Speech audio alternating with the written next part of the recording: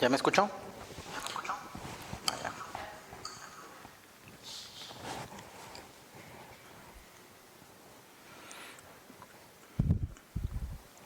¿Estoy listo? Hola, buenas tardes a todos. Excelente sábado. Vamos a iniciar con la clase del día de hoy. Una disculpa por la tardanza, pero bueno, la idea era que se conectaran más personas y pues se les transmitiera la información completa. Vamos a ver un tema bien interesante el día de hoy. Es que estén muy atentos. La semana pasada recuerden que les encargamos una tarea que no me enviaron. Necesito que me envíen el costo, ¿sí?, de la obra que analizamos la semana pasada. Entonces, por favor, vamos a poner los montos aquí en el pizarrón. El día que suban el fallo, vamos a anotar para ver quién estuvo más cerca. Alejandro Mendoza, excelente tarde. Bueno, Itzel, Joaquín, Oscar, Raquel, bienvenidos. Vamos a iniciar de inmediato la clase del día de hoy.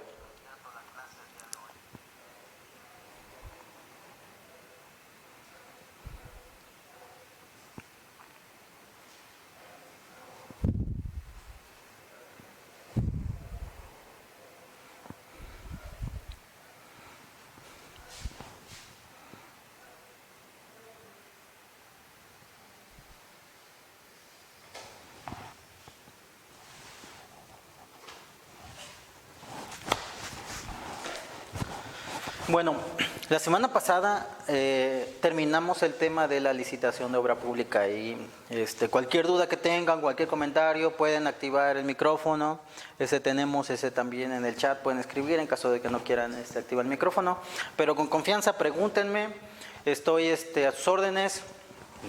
Vamos a dar ya como por concluido el tema de la licitación. Ya saben el procedimiento, ya vieron un poco sobre la plataforma de Compranet, en caso de que ustedes quieran ya por su propia cuenta buscar alguna obra, descargar algún proyecto. Ya ven que ahí está toda la información de las obras que se ejecutan con recursos federales. Se nos olvidaron los audífonos. Puedes revisar en la mochila si se encuentran por si alguno hace algún comentario.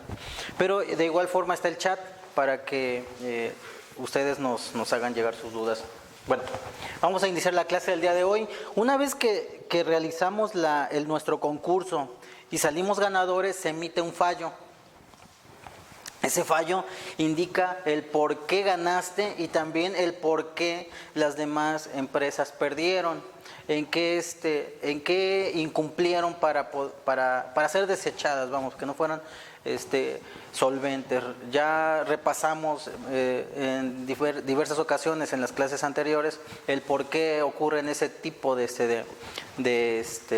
desechos de las licitaciones. Pero bueno, una vez que ya se emite el fallo, que revisamos la plataforma de Compranet, que nos notifican por correo o que nos citan a una reunión en la dependencia para dar a conocer el fallo y resultamos ganadores, hay ciertas acciones que como empresa constructora debemos hacer para poder contratar, porque el haber ganado el concurso no significa que ya tengamos por hecho que vamos a ejecutar la obra. Pudieran ocurrir un sinfín de cosas y pudieran quitarnos la firma del contrato. Una vez firmado el contrato, ¿sí?, ya amarramos la obra, como por decirlo de una manera muy coloquial. Ya amarramos la obra, ya es de nosotros, ¿sí? Entonces, el siguiente paso es firmar el contrato. Para firmar el contrato, nosotros debemos presentar voy a ponerlo con rojo para que sobresalte, unas garantías, ¿sí? ¿Qué son esas garantías? Puedes poner, la imagen del artículo 48. Las garantías son únicamente, ¿me avisas cuando ya esté? Bueno, las garantías son únicamente unos documentos que, como su nombre lo dice, garantizan que vamos a cumplir con nuestras obligaciones contractuales. Recuerden que si la obra tiene un anticipo, tiene como un pago inicial, ese pago inicial no es meritorio todavía de nosotros, es una deuda que vamos a adquirir. Entonces nosotros debemos a garantizar que ese anticipo lo vamos a regresar íntegro en caso de que no podamos ejecutar los trabajos. Entonces, la Ley de Obras Públicas prevé en el artículo 48 que los contratistas que celebren contratos deberán garantizar que, dos cosas. Uno, los anticipos que reciban. ¿Sí? Esta garantía debe presentarse en la fecha y lugar establecidas. Desde la convocatoria, recuerden, leímos todo, casi toda una convocatoria, todas unas bases de licitación y mencionamos fechas, mencionamos un calendario de ejecución de los trabajos, un calendario del proceso de adjudicación y también un calendario del proceso de contratación. En ese calendario del proceso de contratación viene la fecha en la que se deben presentar las garantías. Entonces vamos a leer lo que dice el artículo 48 en la fracción 1 y vamos a irlo analizando. Estas garantías deberán presentarse en la fecha y lugar establecidas en la convocatoria de la licitación y en su defecto dice ahí, y aquí traten de poner el foco rojo, dentro de los 15 días naturales siguientes a la fecha de notificación del fallo y debe ser por la totalidad del monto que les vayan a otorgar. Si una obra es de 10 millones de pesos y el anticipo es del 30%, entonces les van a dar 3 millones de pesos, por lo tanto su garantía, su fianza, como comúnmente se le llama, debe cubrir un valor de 3 millones de pesos. En la fracción número 2 indica que también se debe garantizar el cumplimiento de los contratos. La dependencia debe tener la garantía de que la empresa que contrató va a cumplir con todas las obligaciones del contrato.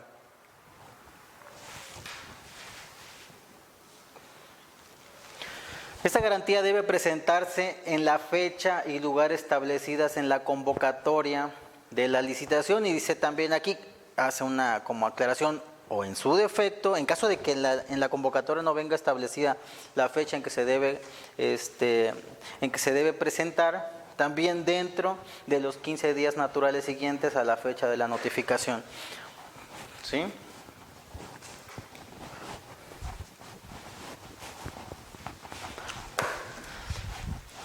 Eso nos lleva a dos problemas. Número uno, debemos conseguir una institución afianzadora, ¿sí? Como cuando ustedes contratan el seguro de un vehículo, en caso de que ocurra algún accidente, de que el vehículo se dañe, esa empresa afianzadora, esa empresa con la que ustedes afianzaron su vehículo, pues va a cubrir el gasto del daño que ocurra. Lo mismo va a pasar con las obras. Ustedes van a contratar una empresa afianzadora, pero como va a ser por dinero, en caso del anticipo, vamos a ponerlo acá para que no se nos olvide. Anticipo y cumplimiento. Ambos representan dinero. Por lo tanto, yo contratista, yo ganador de la licitación y yo parte que va a firmar el contrato y que va a adquirir el compromiso de ejecutar la obra con el dinero que me pague la dependencia, debo garantizar que debo devolverlo. Entonces, la afianzadora me va a pedir algo a cambio, me va a pedir que deje algo en prenda, que deje un aval, y ese aval comúnmente son bienes inmuebles.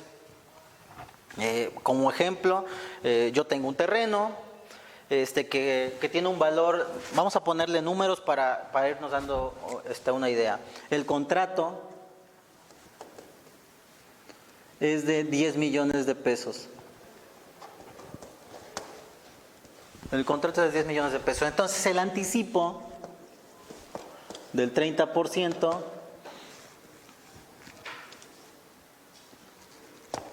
será de 3 millones de pesos. Para que la empresa afianzadora me dé una garantía, me dé una fianza a nombre de la dependencia por 3 millones de pesos, yo debo presentarle un terreno por un valor cuando menos, ya serán las condiciones que me ponga la empresa afianzadora, cuando menos de 3 millones de pesos.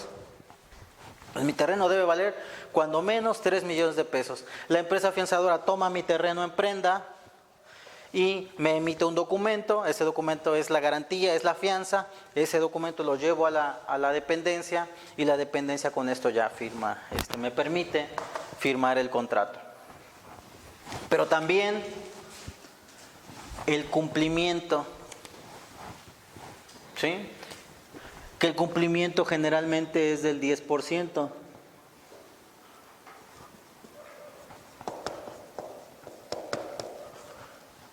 Entonces el 10% de 10 millones de pesos será 1 millón más. Por lo tanto, el bien inmueble que voy a dejar en prenda para que me den esa garantía será cuando menos de 4 millones de pesos. ¿Sí? ¿Sí va quedando claro? ¿Alguna pregunta o alguna duda?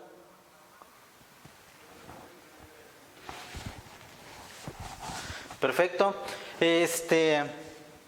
Entonces, mi bien inmueble quedamos que debe valer cuando menos 4 millones de pesos, tomando en cuenta un contrato de 10 millones de pesos. Entonces, hagan su cuenta, si el contrato es de 1 millón de pesos, si es de 20 millones de pesos, de la cantidad que sea, los anticipos pueden ser del 30% o más, la garantía de cumplimiento generalmente es del 10%. Entonces, esa es una de las problemáticas que debemos visualizar antes de entrar a un concurso. Si ya tenemos garantía con alguna institución que nos vaya a afianzar. De lo contrario, la dependencia únicamente, como acabamos de leer en la imagen, nos va a dar 15 días. Y si en esos 15 días no conseguimos estos documentos, entonces no nos va a dejar firmar el contrato. Y pues todo el dinero que gastamos para elaborar una propuesta, con la visita de obra, pagándole a nuestros analistas de costos, pagándole a nuestro técnico especialista en el tipo de obra que vamos a ejecutar, y que realizó la planeación de la ejecución de los trabajos, pues va a ser un dinero tirado a la basura porque no vamos a poder firmar el contrato, no vamos a poder ejecutar la obra y por lo tanto no vamos a poder cobrar. ¿Sí? ¿Alguna duda o algún comentario? Copien esto, vamos a darles un minuto para que copien. Acabamos de ver esta parte que está aquí. Si tienen alguna duda, vamos a profundizar un poquito más. Si tienen alguna duda, pues aquí tenemos el chat para que me pregunten y estamos a la orden, ¿sí?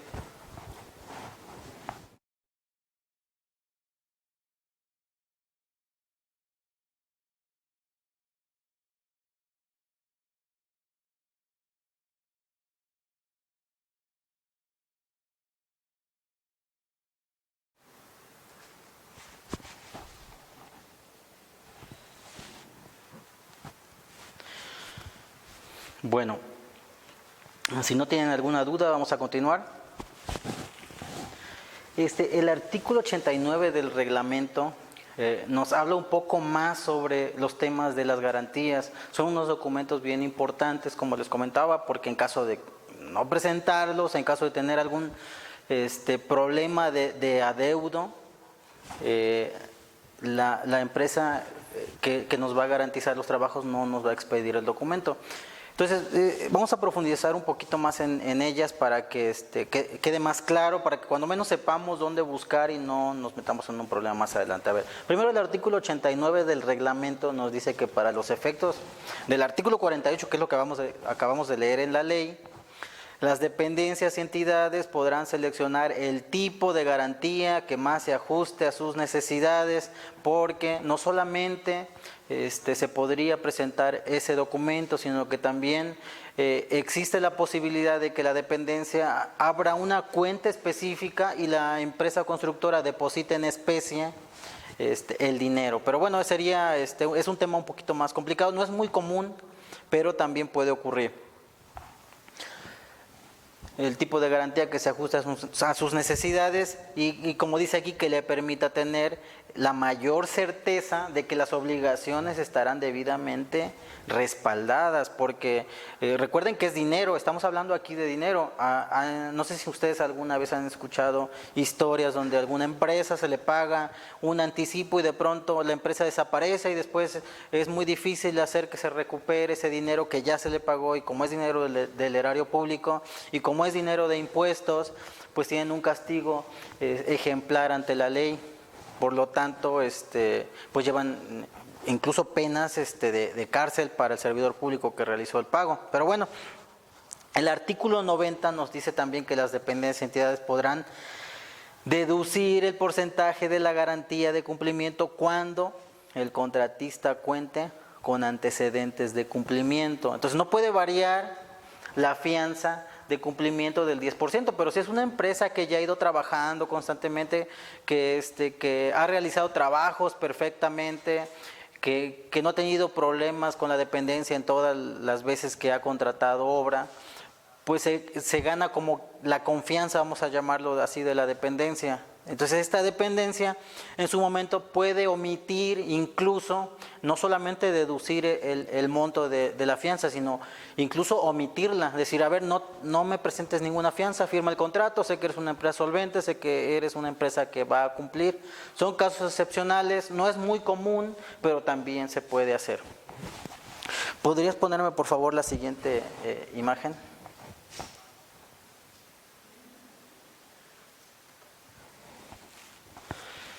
Correcto, dice, en los casos señalados en el párrafo anterior, lo que mencionamos anteriormente, bueno, vamos a leer todo el artículo, no vamos a obviar nada, vamos a leer todo el artículo, para que tengamos toda la información. Nos está preguntando algo Alejandro, dice, si la empresa puede renunciar al anticipo y evitar su fianza, solo se queda con la de cumplimiento. Sí, es una buena pregunta, es algo muy interesante lo que comentas. Sí puede, a ver, vamos a pasarnos al pizarrón. Sí puede, antes de leer la siguiente imagen para que continúe con el tema de las fianzas, sí puede renunciar al anticipo, pero debe renunciar al anticipo antes de firmar el contrato. Cuando lleve sus documentos para firmar el contrato, mencionará que al final el anticipo es un derecho que tiene la empresa y todos podemos renunciar a nuestros derechos de acuerdo a la ley. Entonces ellos pueden renunciar al derecho de recibir anticipo y por lo tanto van a omitir la fianza de anticipo, va a omitir el gasto de la fianza de anticipo. Sin embargo, acuérdense que, lo vamos a ver más adelante en el momento que se realice la ejecución de los trabajos. El financiamiento por parte de la empresa va a crecer porque entonces va a iniciar los trabajos con recurso propio y al iniciar trabajos con recurso propio, pues obviamente debe tener más solvencia todavía de la que demostró cuando presentó la licitación, en caso de que en la licitación, en que las bases de licitación hayan sido o se haya previsto que se iba a pagar un anticipo. Entonces sí, puede renunciar, pero antes de la firma del contrato. Después de la firma del contrato ya estaría de más renunciar porque ya habría presentado la fianza, ya habría realizado todos los pagos. ¿Sí me entiende? ¿Sí me estoy explicando? Entonces, lo ideal es que antes de la firma, digamos, la licitación viene de acá, es lo que vimos anteriormente. Después inmediatamente de la notificación del fallo, emitiría un documento renunciando y ya no se plasmaría en el anticipo en el contrato. El contrato ya saldría sin anticipo y pues se seguiría nada más con la fianza de cumplimiento, que esa sí es obligatoria. Eso ya no es un derecho, ya es una obligación y debería cumplirla. Entonces, nos pasamos a la imagen para seguir comentando. Espero que haya quedado claro Alejandro.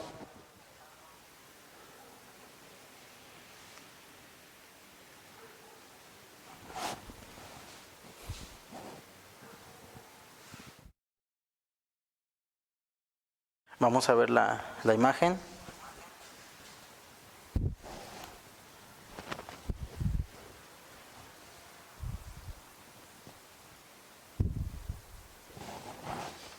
El artículo 90 nos dice, las dependencias y entidades podrán deducir el porcentaje de la garantía de cumplimiento cuando el contratista cuente con antecedentes de cumplimiento favorables en los términos previstos en el segundo párrafo del artículo 48 de la ley y en los lineamientos que al efecto emita la Secretaría de la Función Pública. Entonces, igual no es tan sencillo, hay que hacer una serie de procedimientos para que la empresa pueda omitir o deducir el pago del cumplimiento, pues se puede hacer, lo están manejando con fundamento en el artículo 90.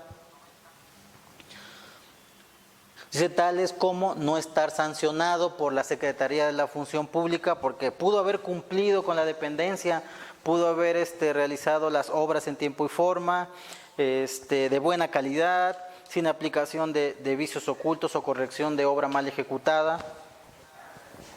Sin embargo, si en otra dependencia tiene alguna sanción y esa sanción está comunicada a la Secretaría de la Función Pública, entonces pues no procedería la petición de la empresa. Dice también que en los últimos 5 años que no se haya rescindido un contrato. Más adelante vamos a ver qué significa rescindir un contrato, que es más que nada la cancelación del contrato que haya firmado. Este contrato avala ciertas obligaciones y garantías y derechos de la empresa. Entonces, esas garantías y derechos de la empresa se terminarían por incumplimiento y pues quedaría marcado ya en su ficha de trabajo de la empresa. Dice que en los casos señalados en el párrafo anterior, sanciones o rescisión de contrato, el monto máximo para la aplicación de las penas convencionales se calcularán considerando el monto de la garantía de cumplimiento establecida en el contrato, sin tomar en cuenta, dice aquí, el porcentaje de reducción que se hubiere aplicado en dicha garantía. Pudiera ser que la garantía de cumplimiento ya no sea del 10%, que sea del 5%. ¿Sí? Entonces también la sanción va a reducir al 5%.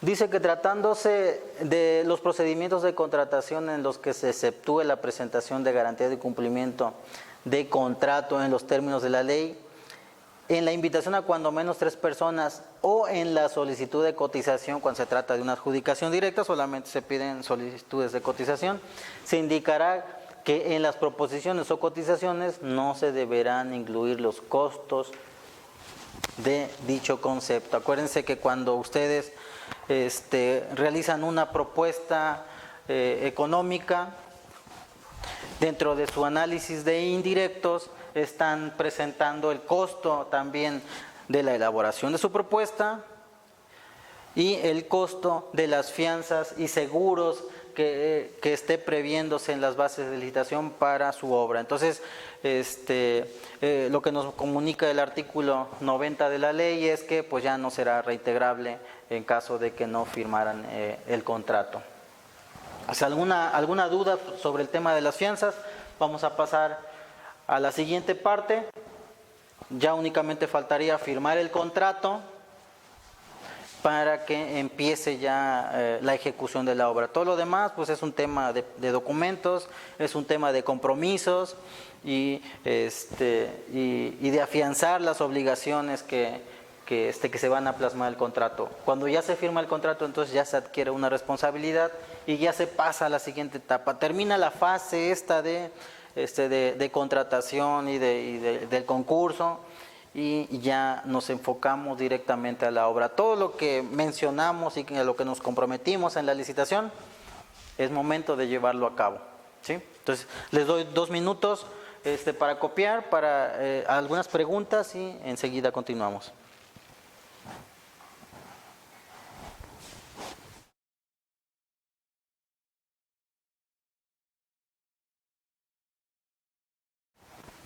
¿Audio? Correcto. Bueno, firmamos el contrato, ya nos olvidamos de todo lo anterior y pasamos a la siguiente etapa, que ya es la ejecución de la obra. Como no solamente es repasar lo que dice la ley, no solamente es repasar el procedimiento, sino también ir planeando estrategias. Toda esta información que debemos hacer nos debe servir para planear estrategias para poder llevar a buen puerto una obra. Lo anterior era ganar un concurso, ya está ganado, es como la política. Ustedes participan en campañas políticas, pero al final ya ganaron las elecciones y ahorita ya van a ejercer. Bueno, pues este caso más o menos es igual. Ustedes ya ganaron su concurso y ahora ya llegó la hora de la verdad, de demostrar la capacidad técnica y la capacidad financiera. Entonces, como estrategia, Lo primero que deben hacer al firmar el contrato, el día que firman el contrato, deben nombrar un representante como empresa constructora. El representante legal de la empresa pudiera ser un técnico o no, o sea, pudiera ser un arquitecto o un ingeniero o una persona que conozca de construcción, pudiera serlo o no, eso no importa. Lo importante es que el que va a ejecutar la obra tome las decisiones técnicas correctas para que ustedes no tengan pérdidas de dinero. Por lo tanto, deben nombrar a un superintendente de construcción.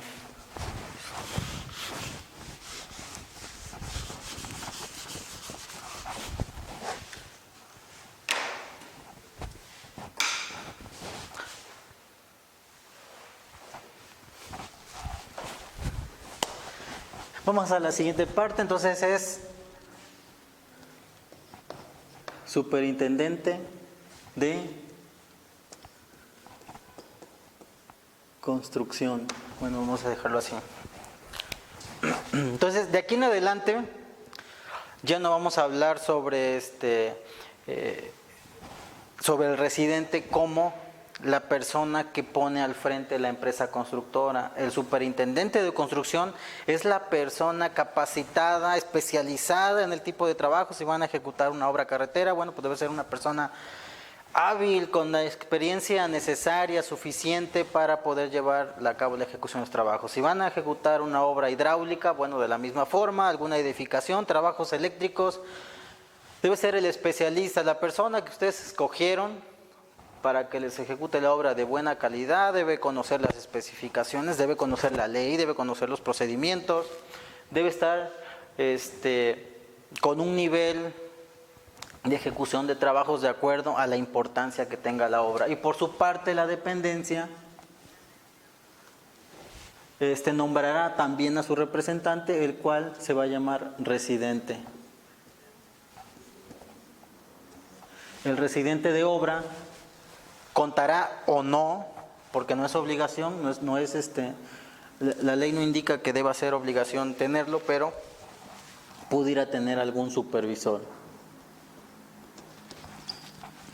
El superintendente de construcción por parte de la empresa contratista pudiera tener supervisor o no, sin embargo la ley no menciona nada, donde lo menciona es por parte de la dependencia. Entonces, para que manejemos el mismo lenguaje y entendamos el lenguaje que dice la ley, por parte de la empresa constructora, un superintendente de construcción, y por parte de la dependencia, la que administra el contrato, será un residente. Así lo vamos a manejar de aquí en adelante: superintendente de construcción, residente de obra y supervisor. Supervisor, auxiliar, ayudante del residente. Y con eso ya vamos a manejar el mismo lenguaje. De aquí en adelante van a ser las personas protagonistas hasta el cierre administrativo, y son los que se van a llevar las sanciones, o en su defecto, bueno, pues también se van a llevar el reconocimiento de haber ejecutado bien los trabajos.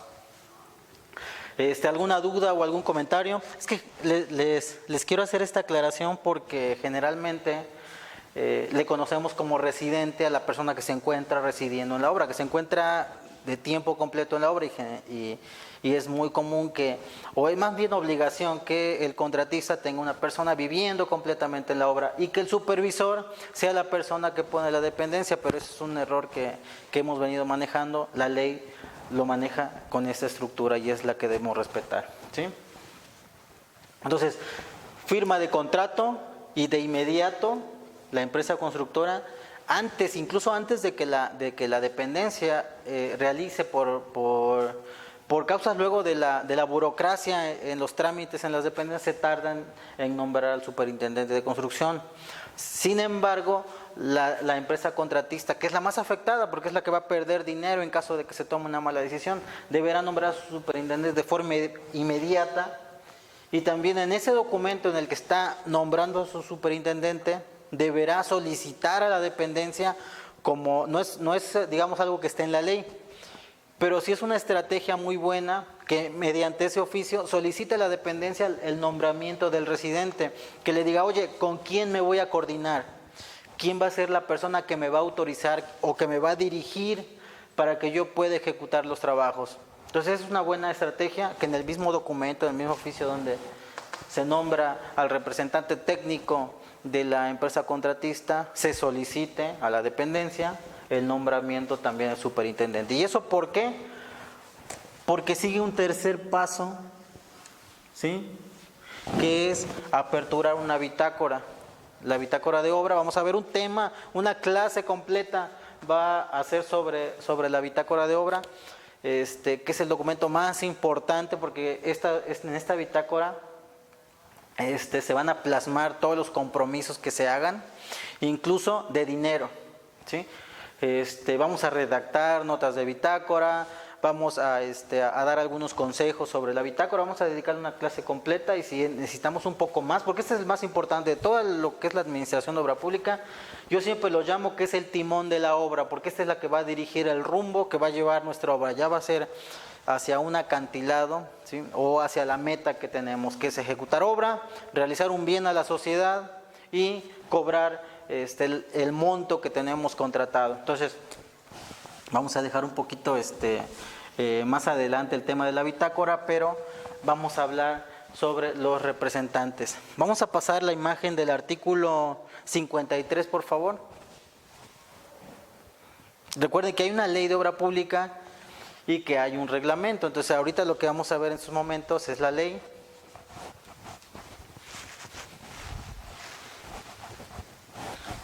Dice: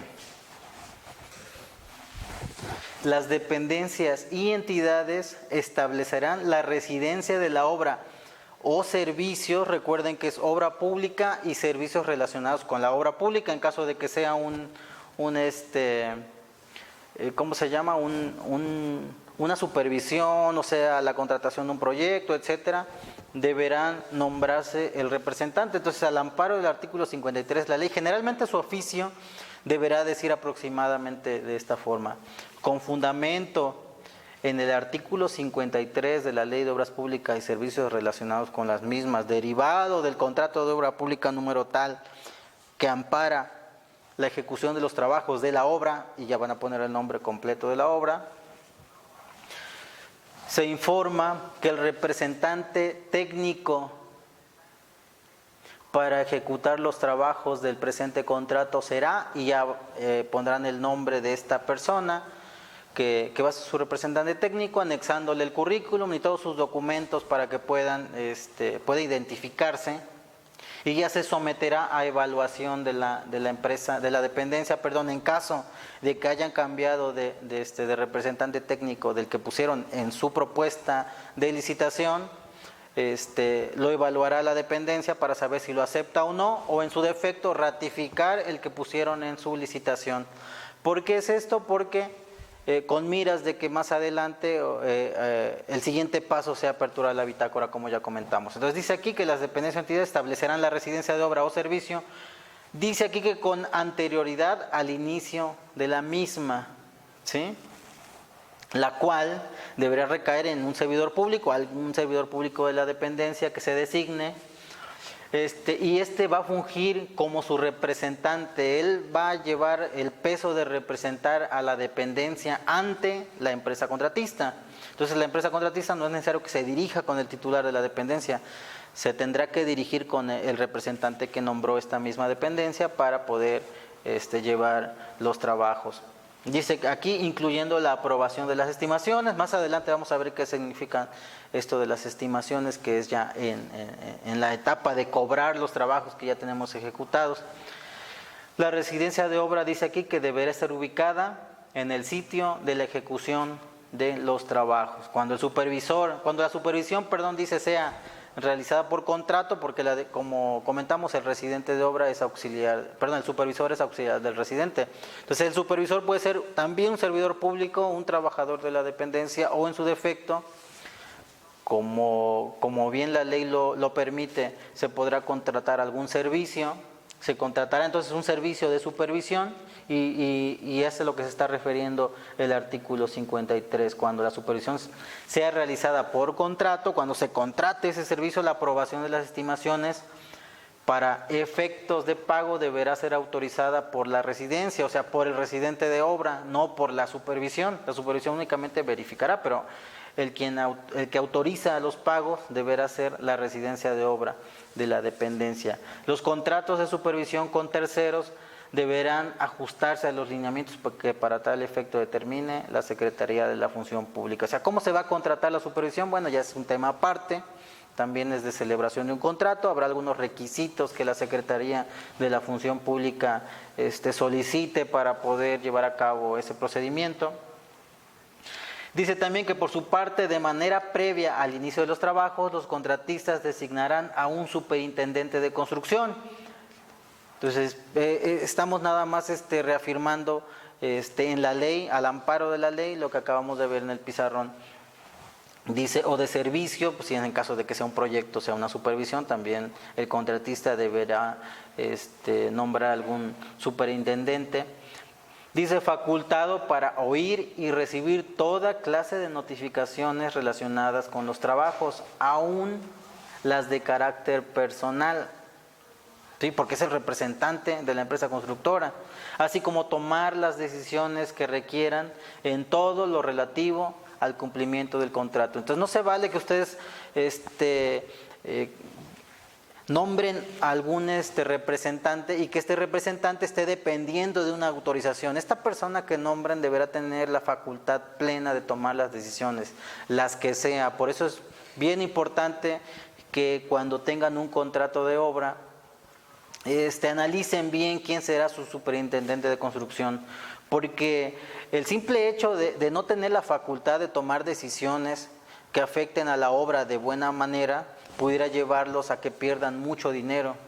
Y entonces no tiene caso tener una empresa constructora que está perdiendo mucho dinero. Por eso mi consejo en esta etapa del curso es: analicen bien a sus superintendentes de construcción. Generalmente son caros, sí, porque es caro un buen servicio, pero ese dinero lo van a recuperar, porque esa persona que contraten, que les va a cobrar muy caro por llevarle la ejecución de los trabajos, simplemente les va a hacer ganar mucho dinero.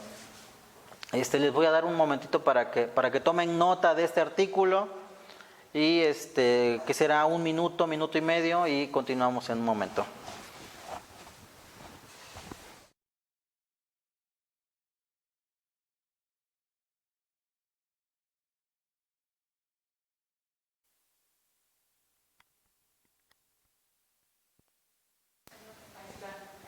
Sí, bueno.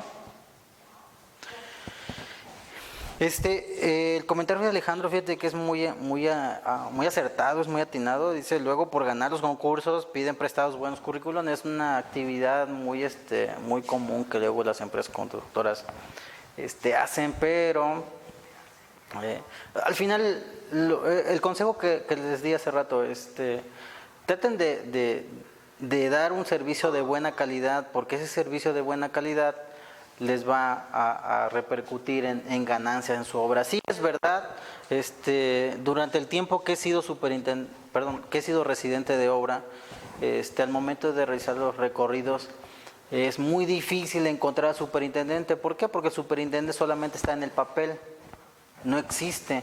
O muchas veces el superintendente sí es un trabajador de la empresa contratista, sin embargo le dan 5, 6, 7 obras, lo saturan de trabajo y nunca está atendiendo las necesidades de la obra en específico, y por lo tanto se cometen errores al momento de construir, y esos errores pues después se tienen que reparar y cuestan mucho dinero. Entonces el superintendente debe vivir en la obra, debe tomar decisiones, debe estar facultado para tomar todo tipo de decisiones, y también debe tener todo el apoyo técnico.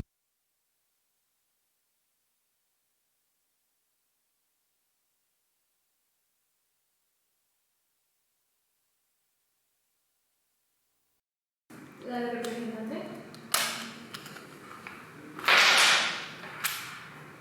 Ahí la representante. Sí, se escucha.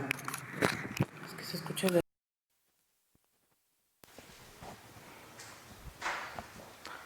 ¿Listo?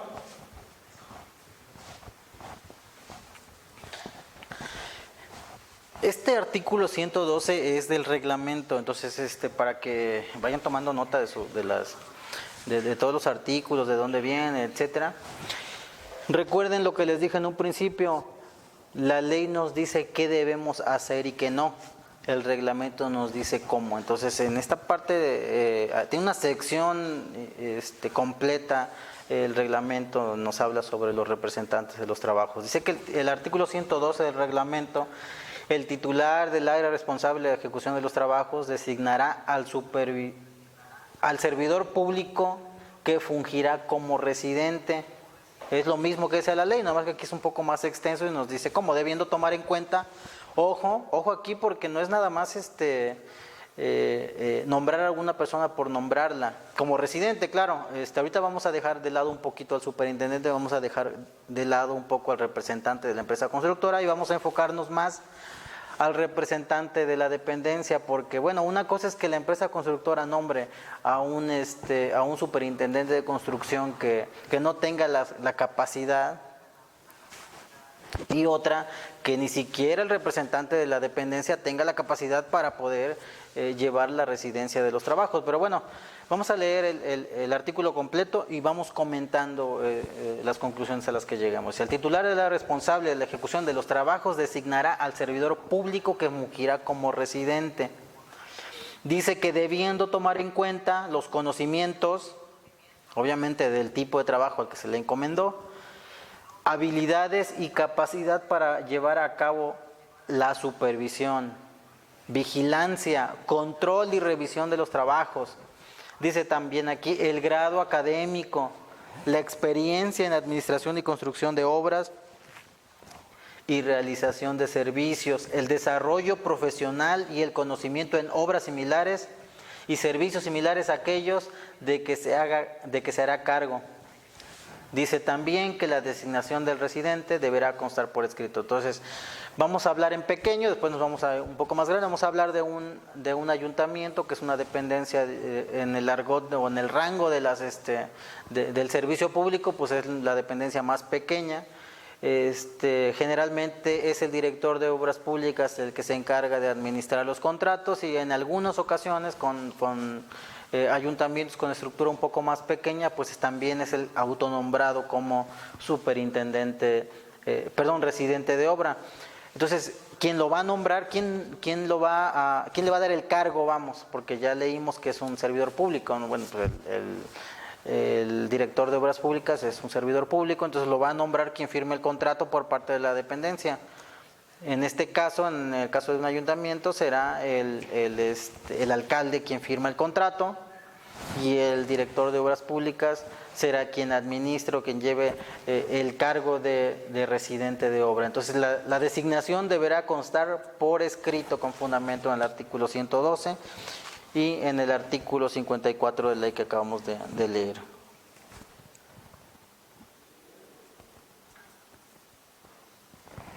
Nos dice Ricardo Hernández, ¿el superintendente es el responsable máximo de la obra? Sí, es el sobre el que cae la responsabilidad técnica en la obra, ¿sí? Cualquier trabajo mal ejecutado es responsabilidad del superintendente de construcción, pero la responsabilidad legal, ¿sí?, cae sobre el residente de la obra, ¿sí? La responsabilidad técnica es del representante de la empresa constructora y la responsabilidad legal es del representante de la dependencia, ¿sí? Espero que haya quedado claro, Ricardo, la aclaración. Para efectos de lo dispuesto en el párrafo el primer párrafo, del artículo 53, que es el que leímos, hace rato dije el 54, es el 53 de la ley, se considerará que la residencia se encuentra ubicada en el sitio de ejecución de los trabajos. Acuérdense que la ley decía que la residencia deberá estar ubicada en la obra, ¿no? Bueno, dice que se considerará que va a estar ubicada en el sitio de la ejecución de los trabajos cuando se localice en la zona de influencia de la ejecución de los mismos. O sea, no necesariamente el residente va a vivir en la obra, el representante de la dependencia va a vivir en la obra, pero debe estar ubicado en un lugar estratégico en el área de influencia de esa obra, de ese contrato, vamos. Dice aquí que en los casos en que las características, complejidad y magnitud de los trabajos hagan necesario establecer la residencia de esa manera, o sea, que vive en la obra el titular de la responsable, el titular de la dependencia, dejará constancia en el expediente respectivo de las justificaciones con las que se acredite dicha necesidad. O sea, si es necesario que el representante técnico de la dependencia esté residiendo en el lugar de los trabajos, pues deberá implementar todo lo necesario para que este personaje, este representante, se encuentre de verdad en la obra y tenga todos los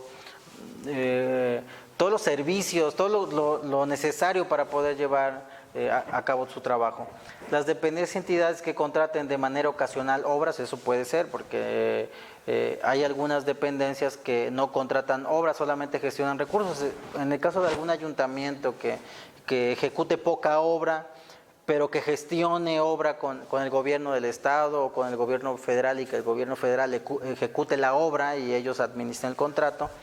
Eso se refiere cuando dice que sea de manera ocasional y que no cuenten con áreas o estructuras especiales para tales fines, ni con servidores públicos con las aptitudes adscritas en el primer párrafo, lo que acabamos de leer, que no cuente con el personal especializado, capacitado.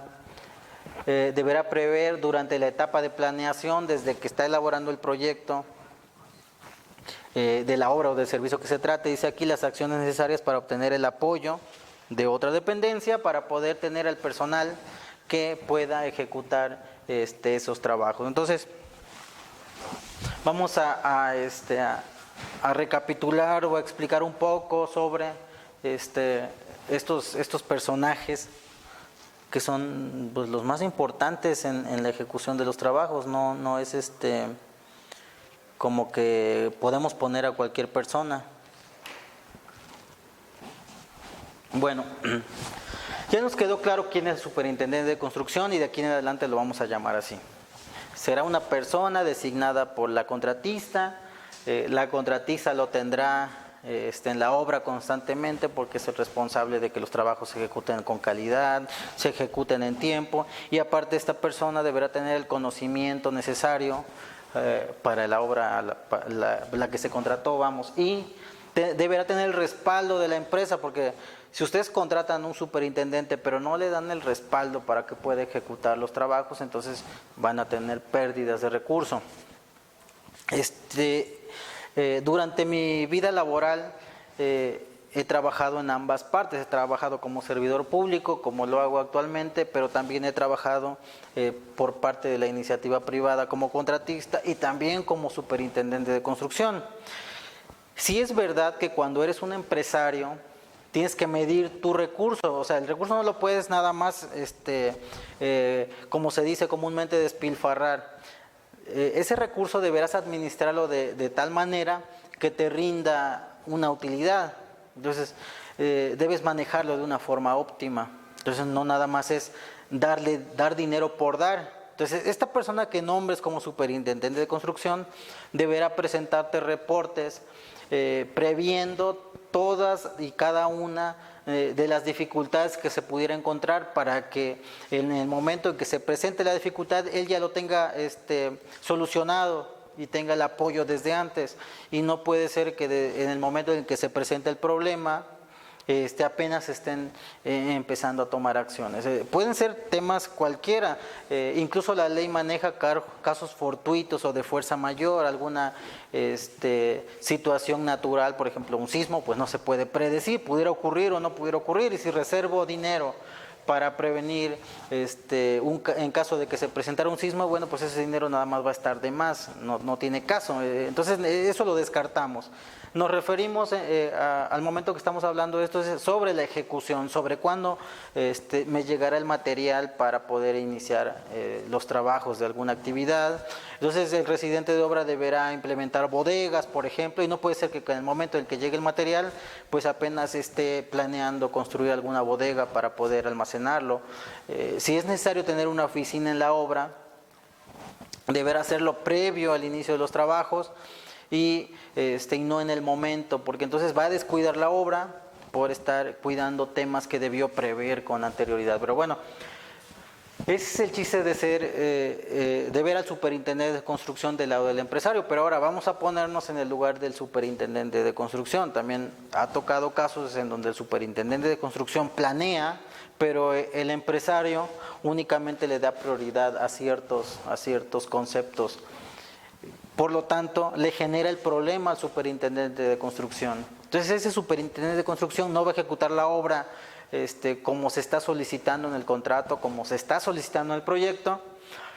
Esa obra va a fracasar y va a quedar dentro del registro de la dependencia que ese superintendente no pudo hacer bien su trabajo. Entonces, cuando ese superintendente sea recomendado, porque ojo, como vimos en la ley, debe plasmarse por escrito, debe haber algún documento que respalde que se nombró a este ingeniero o a este arquitecto como el representante de la empresa contratista. Entonces va a quedar registrado en la dependencia que ese superintendente no sabe hacer el trabajo, y cuando otra empresa lo quiera contratar para poder ejecutar los trabajos de un nuevo contrato, la dependencia analizará y no lo va a aceptar. Incluso cuando ustedes lo pongan en el concurso, pudiera ser una causa de desechamiento en el caso de que ese superintendente de construcción ya esté fichado en esa dependencia.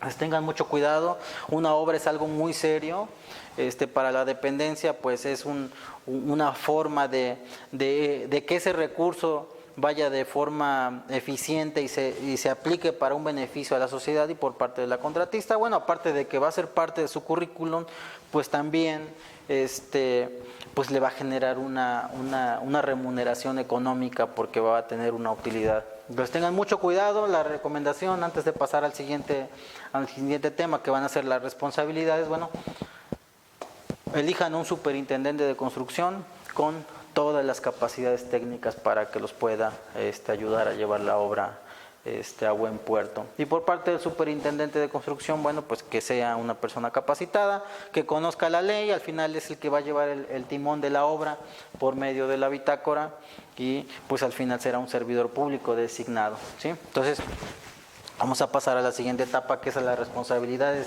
de cada uno de ellos, del superintendente, del residente, y en su caso, si llegara a figurar en la obra, la supervisión. Bueno, ahorita continuamos.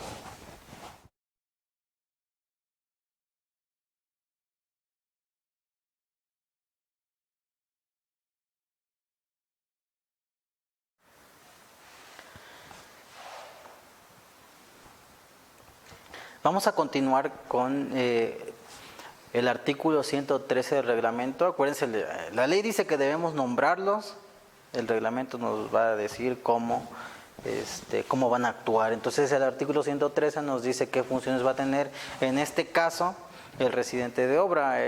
La ley lo maneja como la residencia, porque al final no es una persona, es una figura legal, es un nombramiento, vamos. Entonces, no, generalmente decimos es el residente, pero bueno, legalmente, o como se llama, la forma correcta debe ser la residencia.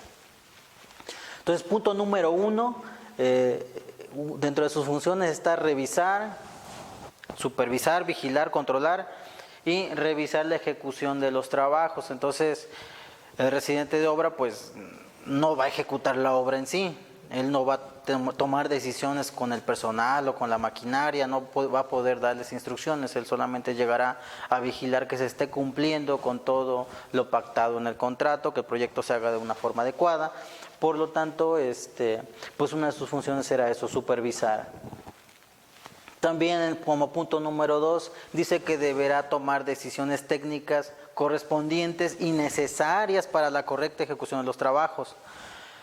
En caso de que el contrato o el proyecto tuviera alguna parte que no se encuentre bien descrita, deberá tomar las acciones necesarias y tomará la decisión técnica correcta. Ya en el momento que estemos viendo la bitácora, pondremos algunos ejemplos reales de la ejecución de los trabajos y veremos de qué manera podemos tomar las decisiones correctas, porque al final esto es de tomar decisiones correctas. dice que debe resolver oportunamente las consultas, aclaraciones, dudas o solicitudes de autorización que presente el supervisor o el superintendente. No pierdan de vista, no se les olvide que el superintendente es por parte de la contratista. Entonces, si el supervisor le hace alguna consulta o el superintendente de construcción le hace alguna consulta al residente de obra, bueno, pues de acuerdo al artículo 103 y la fracción 2 del reglamento, debe resolverlas oportunamente. Dice que con relación al cumplimiento de los derechos y obligaciones derivadas del contrato, porque bueno, no le va a realizar una consulta de alguna pregunta existencial o algo, no algún problema personal, todo debe ser siempre enfocado a la ejecución de los trabajos. Acuérdense que firmamos un contrato y que pues tenemos derechos, pero también tenemos obligaciones. También dice que deberá vigilar que previo al inicio de los trabajos, el residente, estamos hablando de la residencia, que se cumplan con las condiciones previstas en los artículos 19 y 20 de la ley. Algo que antes me estresaba mucho de leer la ley o de leer el reglamento es que no te dicen qué es, simplemente te dicen de acuerdo al artículo número tal y tienes que regresarte a ese artículo para poder saber de qué se trata. Pero bueno, los artículos 19 y 20 hablan sobre, el artículo 19 sobre los permisos y licencias, que se debe contar con todos los documentos necesarios para poder ejecutar la obra en el lugar donde está proyectado que se va a ejecutar, ¿no? Imagínense que vamos a construir una escuela, llegamos al lugar, al terreno donde se va a construir la escuela, pero no contamos con los permisos y ese terreno todavía tiene un dueño al que no se le ha realizado el pago de los derechos para poder construir. En caso de alguna carretera, pues los derechos de vía de donde va a pasar nuestra construcción, y no nos van a dejar ejecutar la obra. Entonces debemos tener los documentos en la mano. Entonces es una obligación del superintendente de construcción, del residente de obra, pues que se tengan todas esas condiciones. El artículo 20 nos habla sobre todas las medidas de impacto ambiental que se tengan. Eso es más que importante tomar en consideración, porque eso nos puede llevar a un conflicto en la ejecución de los trabajos que pudiera al final no llegar a la conclusión del contrato, ¿no? El contrato se pudiera quedar al 20, al 30, al 50%. Entonces, como previo, ¿sí? Nos dice el artículo 103 en su fracción 3, debemos contar con todos los documentos y permisos por parte del tema de impacto ambiental y también los permisos y licencias. Entonces, son las funciones del residente, no estamos inventando nada, lo dice el reglamento. También dice que deberá verificar la disponibilidad de los recursos presupuestales necesarios para la suscripción de cualquier convenio modificatorio. Y esto voy a ponerlo así, les recomiendo que lo anoten, artículo 113, fracción 4. Porque es que ya en la ejecución de los trabajos pudiéramos encontrar cualquier cosa. Nosotros no podemos ver al futuro, nosotros podemos proyectar, pero de acuerdo a unas condiciones críticas. Sin embargo, pues no podemos predecir qué cosa va a pasar con exactitud. Se realizan, es cierto, sondeos, pruebas de laboratorio, mecánica de suelos a los materiales, pruebas a los materiales y mecánica de suelos en el lugar de los trabajos. Sin embargo, al momento de realizar la excavación, pudiéramos encontrarnos algún material diferente que haga que retrasemos la ejecución de los trabajos. Y un ejemplo muy común que pongo es la excavación en roca. Se realiza un estudio de mecánica de suelos, se determina un porcentaje de roca para excavar y se plasma en el contrato. Pero si al momento de ejecutar los trabajos es necesario una profundidad más grande, entonces mi excavación o volumen de excavación en roca va a incrementar, lo que me va a encarecer el proyecto. Entonces debo tomar algunas acciones. Primero, si el contrato era de 10 millones de pesos y la excavación en roca se me incrementó 2 millones de pesos, entonces ya no voy a poder terminar la obra porque solamente voy a tener 10 millones de pesos disponibles.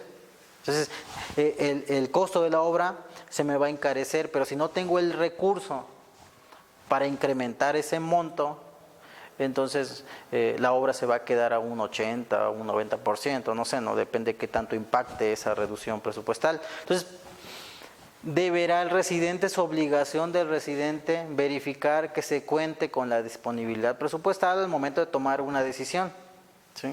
Entonces tenemos de dos: incrementar el monto o reducir la meta de la obra, la cual pues obviamente no queremos. Nosotros lo que queremos es concluir con los trabajos. Entonces a eso se refiere con verificar la disponibilidad de los recursos presupuestales necesarios para la suscripción de convenios modificatorios. Recuerden, el contrato es de una cantidad, pero ahora resulta que ya encareció, debemos hacer algún convenio modificatorio.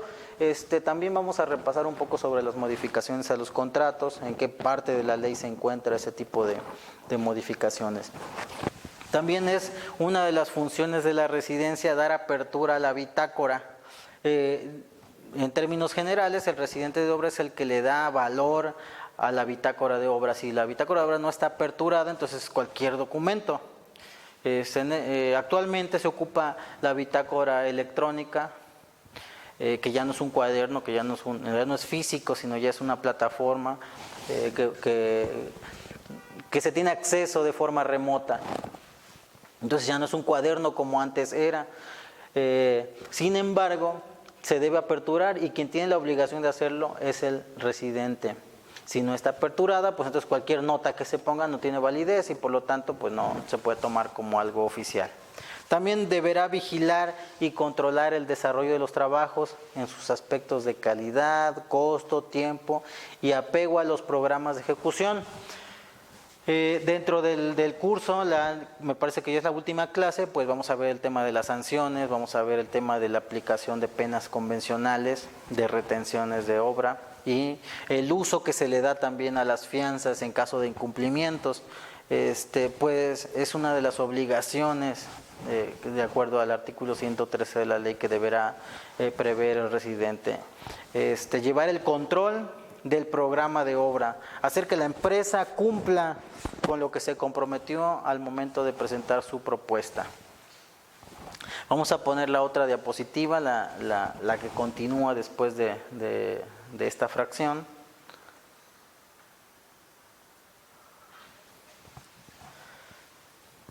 Dice que cuando el proyecto requiera de cambios estructurales, arquitectónicos, funcionales, de proceso, el residente de obra deberá recabar por escrito las instrucciones o autorización de los responsables de las áreas correspondientes. Entonces, si el proyecto requiere algún cambio que tenga la necesidad de algo más profundo, por ejemplo, análisis de estructural, un cambio de algún perfil estructural o que las cargas dentro de la edificación sean modificadas por cualquier otra situación, el residente de obra deberá recabar las instrucciones por parte de quien haya ejecutado el proyecto, deberá recabar el visto bueno para que con eso darle la instrucción a la empresa contratista y pueda realizar el cambio correspondiente. También deberá vigilar que previamente al inicio de la obra se cuente con los proyectos arquitectónicos y de ingeniería. Entonces, pues, no es posible que podamos iniciar una obra pero que no contemos con el proyecto completo.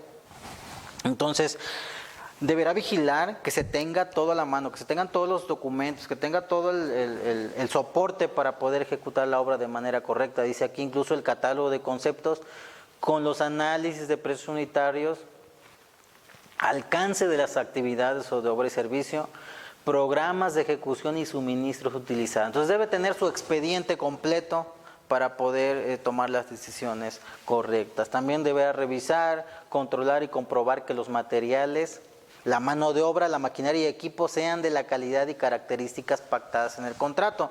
Recuerden que se hizo un concurso y que en ese concurso ustedes pusieron cierto perfil de técnicos que iban a trabajar, que ustedes propusieron cierta maquinaria, que propusieron cierta calidad de materiales y por lo tanto deberán cumplirlos. Entonces el residente es el que verificará que de verdad se esté cumpliendo con dicha disposición. También dice que deberán coordinar con los servidores públicos responsables las terminaciones anticipadas o rescisiones de los contratos, son los que le van a dar seguimiento, van a administrar el contrato y tomarán la decisión de continuar o no con los trabajos en caso de que se presente algún problema que sea causa imputable a la empresa contratista o en su defecto que sea causa imputable a la dependencia también. Dice aquí que deberá solicitar y en su caso tramitar los convenios modificatorios necesarios, ya sea en monto o en tiempo o alguna adecuación a los volúmenes que se contrataron.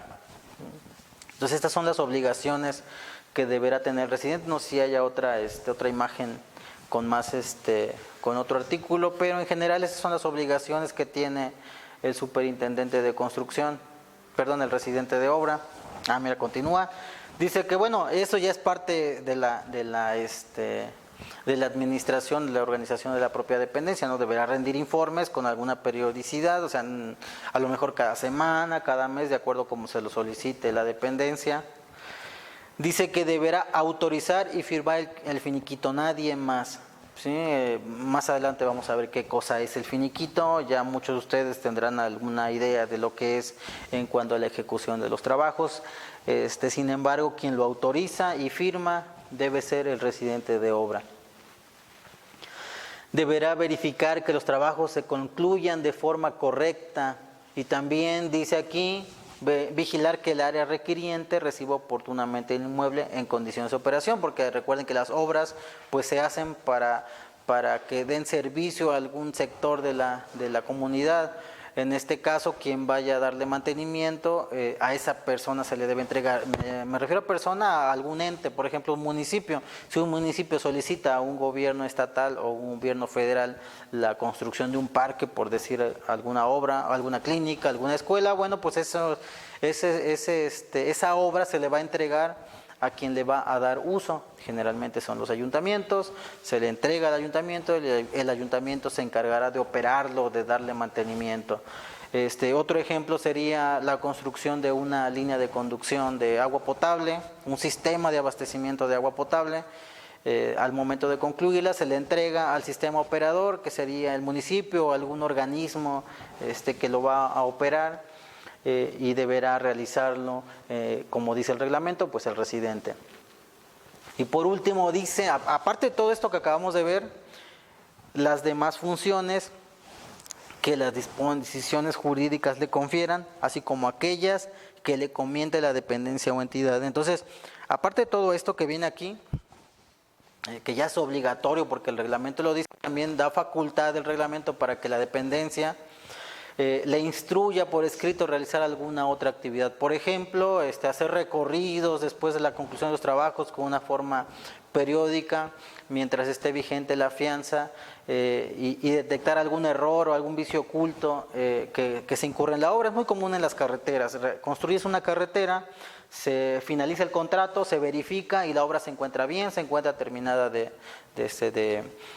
con todas las características que se requirió en el proyecto.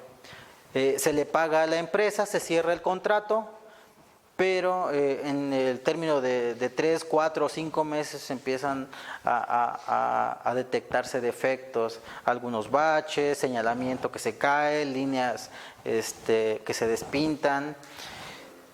Entonces el residente podrá realizar la actividad de inspeccionar después de finalizados los trabajos con la periodicidad que le instruye la dependencia, para requerirle a la empresa después de finalizado el contrato que realice las reparaciones correspondientes. Entonces se reserva ese derecho la dependencia, gracias a que el reglamento en su fracción 16 dice que bueno, podrá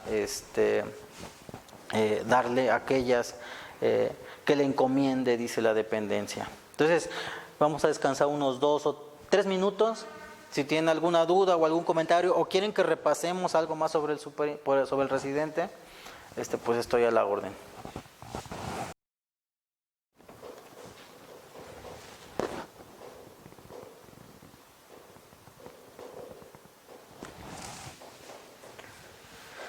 Joaquín nos hace una pregunta muy interesante. Y bueno, contestando lo que comenta Alejandro, es Yo creo que el día de mañana, a más tardar, les estamos enviando la clase de la semana pasada sin problema. Una disculpa por el retraso, pero ya se tiene lista para que la tengan en sus correos. Joaquín nos comenta, se menciona que como residente se le puede pedir al contratista la reparación de algún trabajo. Ya una vez que se haya concluida la obra, como acabamos de ver, como acabamos de comentar y como leímos en el reglamento, dice, pero ¿qué hacer en caso de que la contratista se niegue o posponga mucho tiempo dicha reparación? Bueno, hay todo un procedimiento. Recuerden que le pedimos 2 garantías a la empresa para poder firmar el contrato. Número 1, la garantía de anticipo. Número 2, la garantía de cumplimiento, porque con eso, pues, valga la redundancia, nos garantiza que va a concluir la obra, que va a concluir los trabajos, pero al momento de finalizar la obra, lo vamos a ver cuando estemos viendo el finiquito, al momento de terminar la obra, se le debe exigir a la empresa que presente una tercera garantía, que es para que responda de todos los defectos y vicios ocultos que emanen de la ejecución de los trabajos. Entonces, el procedimiento es así un poquito complicado, muy fácil de explicar, pero un poco más complicado de seguir, es muy laborioso. Sin embargo, pues la ley prevé que pudiera ocurrir algo de lo que mencionas, Joaquín. Por lo tanto, se le solicita a la empresa por escrito que realice la reparación de los trabajos. Pero también se le deberá solicitar a la afianzadora que emitió esa garantía de vicios ocultos o de mala calidad de los trabajos que realice las reparaciones, que la empresa afianzadora sepa que está en proceso una petición de reparar. Entonces, si la empresa contratista se niega a reparar, se le solicita a la empresa afianzadora realice el reintegro del recurso que cueste la reparación de esos trabajos, y ya la empresa afianzadora se encargará de cobrarle a la empresa contratista lo que haya pagado. Dice, ¿hasta qué punto, nos dice Ricardo, nos comenta Ricardo Hernández, hasta qué punto un supervisor puede inconformar un trabajo?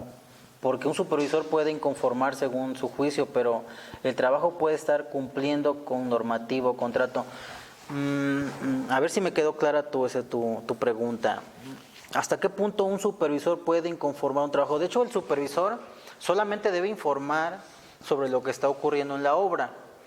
Si el supervisor es propio de la dependencia, bueno, pues tendrá los recursos que la dependencia le dé, ¿no? Con los recursos que lo pueda apoyar. Sin embargo, si es una supervisión contratada por un tercero, esta supervisión deberá contar con un laboratorio propio o con un laboratorio contratado también o subcontratado, en este caso. Y este laboratorio verificará que la obra se esté realizando con la calidad correcta. Pero el supervisor no puede dar instrucciones, el supervisor no puede solicitar que una obra ejecutada se demuela porque a su juicio es de mala calidad o por las pruebas que esté presentando. Deberá notificarlo al residente y el residente es el que evaluará y dará la instrucción de la reparación o no, si procede o no. A ver si más o menos es lo que me habías preguntado, Ricardo.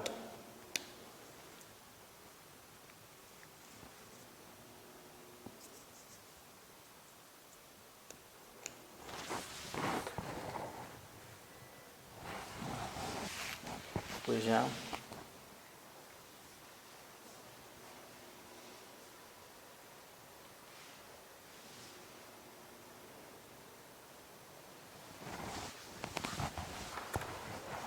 ¿Tienen alguna duda o alguna otra pregunta sobre estos personajes? Estos personajes son los que van a estar ahorita, de aquí al finalizar el curso, mencionándose constantemente porque son los que van a llevar, les comento, la batuta de de la ejecución de la obra. Vamos a, como les comenté un principio, olvidarnos un poquitito de la parte técnica, porque eso ya debe ser así, de obligación que debe ser, que debe cumplir, pero la parte de procedimientos es la que vamos a ver de aquí en adelante, y ellos son los que van a tomar esas decisiones. Por parte del superintendente de construcción, lo único que menciona el reglamento en sus cláusulas, pues es que son los que solicitan y de alguna manera se inconforman con alguna instrucción, pero no tienen más alcance. Ellos ya tienen la obligación de ejecutar los trabajos de forma en cómo los contrataron. Desde el principio, desde las bases de licitación, firmaron que conocen toda la normatividad, que conocen las especificaciones, que conocen el proyecto, que conocen el contrato en sí, que conocen las condiciones climatológicas de la obra, sociales, de acceso, que conocen todo, que conocen el proyecto y que no tienen ningún problema en ejecutar los trabajos. Por lo tanto, pues, por eso mencionaba que toda la responsabilidad técnica la tiene el superintendente de construcción. Entonces ellos no pueden ordenar nada con respecto al contrato, y solamente pueden solicitar autorizaciones, pueden sugerir algún cambio, pero nada más. O en su defecto, bueno, pueden inconformarse. ¿Alguna duda o algún comentario? Estoy a la orden.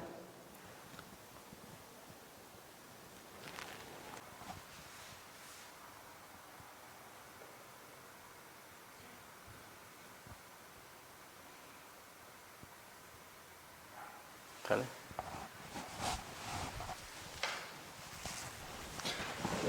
Nos pregunta Sade, en caso de las modificaciones de los proyectos y el superintendente no está en la obra, ¿puede tomar la decisión el residente sin que haya alguna inconformidad del superintendente? Claro, de hecho, vamos a verlo de los dos enfoques, del enfoque del superintendente y del enfoque del residente de obra. El superintendente de obra da las instrucciones hacia el personal que ejecuta los trabajos. El residente de obra no puede dar instrucciones al personal que ejecuta los trabajos. El residente de obra le debe dar las instrucciones al superintendente. Entonces, aunque puede hacerlo, no debe hacerlo. ¿Por qué? Porque al final, si es una decisión que conlleva pérdidas a la empresa contratista, pues entonces como que no es el camino de que la dependencia de las órdenes directa al personal. Por eso hay representantes. Entonces, forzosamente deberá dar las instrucciones el residente al superintendente de construcción. En caso de que no se encuentre el superintendente de construcción, es una falta grave y se te podrá sancionar incluso a la empresa constructora al no tener al superintendente en el momento en el que ocurra algún problema. Si nos pasamos al artículo 117, que es donde dice la ley sobre el superintendente de construcción, dice que deberá conocer con amplitud los proyectos, normas de calidad y especificaciones de construcción, catálogo de conceptos y actividades de obra o servicio, programas de ejecución y de suministros, incluyendo, dice, los planos con sus modificaciones, especificaciones generales y particulares de construcción y normas de calidad, bitácora, convenios y demás documentos inherentes que se generen con motivo de la ejecución de los trabajos. Ya en el último párrafo dice que la dependencia o entidad podrá reservarse en el contrato el derecho de solicitar en cualquier momento por causa justificada la sustitución del superintendente, y el contratista tendrá la obligación de nombrar a otro que reúna los requisitos exigidos en el contrato. Entonces, un punto más a la sugerencia que les di hace rato de tener un superintendente de construcción que cumpla con el perfil. Ya para finalizar la clase del día de hoy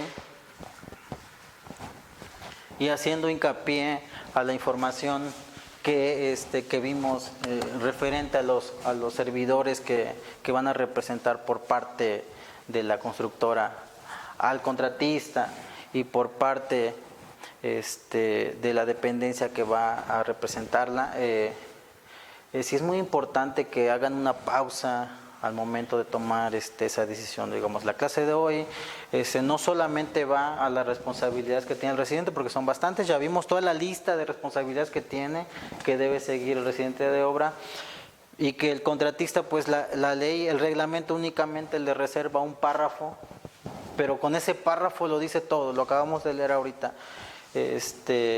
Toda la responsabilidad legal cae sobre el superintendente de construcción, pero en términos generales quien deberá estar mejor capacitado, deberá estar mejor facultado, debe ser el superintendente de construcción. Entonces siempre la persona que va a ejecutar la obra deberá tener un grado de preparación más importante. Es la persona que va a poner en alto el nombre de la empresa contratista y que le va a generar los recursos de utilidad suficientes para poder que la empresa pueda subsistir, pueda pagar sus nóminas y tenga un crecimiento favorable y no cometa errores graves que lleven a generar pérdidas a la empresa constructora. Entonces, con eso terminamos la clase del día de hoy. La próxima semana nos vamos a pasar a la siguiente etapa, que es el tema de la bitácora, ya sabiendo quiénes son los personajes que van a intervenir.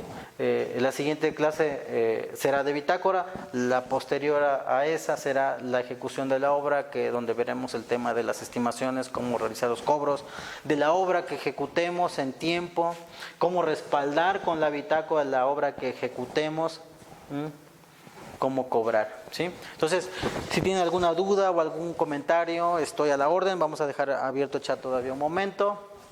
Si no es así, bueno, pues nos vemos la próxima semana.